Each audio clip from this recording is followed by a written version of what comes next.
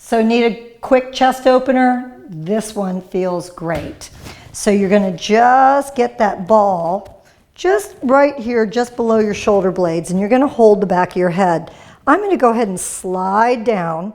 I lift up my hips, and I wanna get it to a nice spot where I'm gonna actually take this into the yoga pose fish. And I lengthen my spine long. See how I pull my head out? Now I'm gonna go ahead and let my cervical spine and top of my head reach over. I'm gonna bring my arms down, and I'm going to let my palms come up.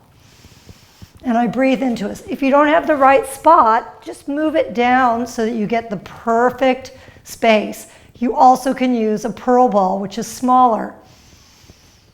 Take 10 deep breaths here as you open up. Make sure you come out of it with supporting the head forward all the way. Bend the feet. Go ahead and slide up a little bit and pop up. Try that. It feels really good.